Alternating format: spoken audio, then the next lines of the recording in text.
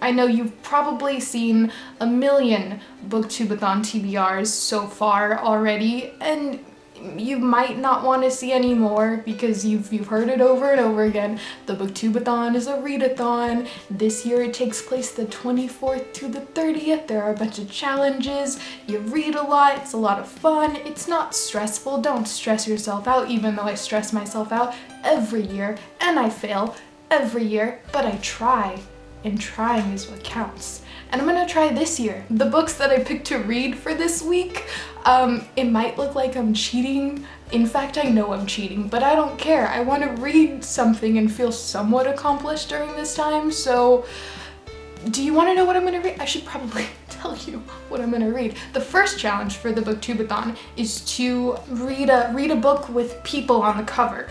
That's the first challenge. So I have The Importance of Being Ernest by Oscar Wilde. There are cartoon people, drawings of people on the cover. Do you see them?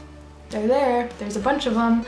Oscar Wilde. I've read The Picture of Dorian Gray, and I have such a deep love for that book. I read that book, I think, within a day, maybe two. This is a play. This is a comedy, I believe. It is 69 pages, which is why I picked it for the first challenge, because I know I'll be able to read it really fast. The second challenge is to read a hyped book. Now, I don't read a lot of hype books because I have a weird taste in books, where most of the books on my shelf have some sort of relation to the sea, the ocean.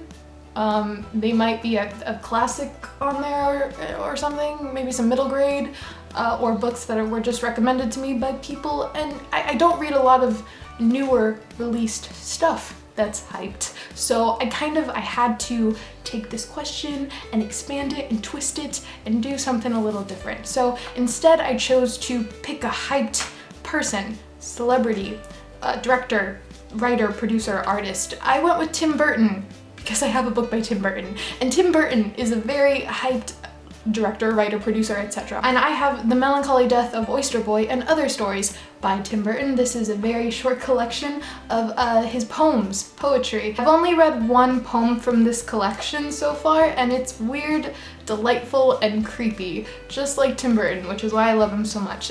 I don't think you can see that, but it's called Robot Boy. I want to read it to you. Mr. and Miss Smith had a wonderful life. They were a normal, happy husband and wife.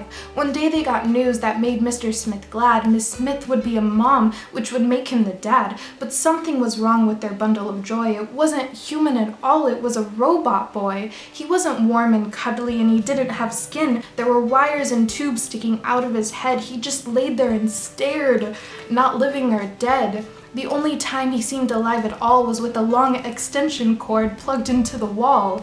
Mr. Smith yelled at the doctor, "What have you done to my boy? He's not flesh and blood, he's aluminum alloy." The doctor said gently, "What I'm going to say will sound pretty wild, but you're not the father of this strange-looking child. You see, there still is some question about the child's gender, but we think that its father is a microwave blender." The Smiths' lives were now filled with misery and strife. Miss Smith hated her husband and he hated his wife. He never forgave her unholy alliance, a sexual encounter with a kitchen appliance. And Robot Boy grew to be a young man, though he was often mistaken for a garbage can. The 5-year-old inside me is so excited to read the rest of these poems. I don't know why, but it gave me a Shel Silverstein feel when I read that poem, and Shel Silverstein childhood, so, you know, I'm excited. The third challenge is to finish a book in one day, which I rarely do that anymore. I don't finish a book in one day, I can't do that. So I picked a short book, short-ish, and I'm hoping to get through it. We'll see, I'm gonna try. Before I tell you what book it is though, recently I read Undisclosed by Steve Alton, which is about UFOs and zero-point energy, and alongside that I have been watching reruns of The X-Files for years now, because that's just what I do. And I also just read Holy Cow by David Duchovny, which brings me back into the alien vibe because Fox Mulder. So talking about aliens and just being surrounded with just UFO content, I picked a book that was about aliens because it just made sense. And I want to read more alien stuff because it's entertaining. So science fiction, here we go. Starship Troopers by Robert A. Heinlein. I think most people are familiar with Starship Troopers, the film, from Oh gosh, when did it come out? I think it came out in 1997, but I could be wrong. I know it was the late 90s. I think it was 97. Maybe 98. No, I think it was 97. A very ridiculous movie about humans at war with bug, creepy aliens. Ugh, it's gross. But I really like the film a lot. It's gonna be awesome. And then I'll probably end up rewatching the movie again, which I shouldn't because I've seen it way too many times. The fourth challenge is to read about a character that is very different from you. So I went with a book, graphic novel series, books, whatever, Sin City. I decided to read Sin City. I have read the first 2 graphic novels in Sin City. Did you know that? I don't know if you know that. I have all the books. Someone let me borrow them years ago and I still haven't given them back.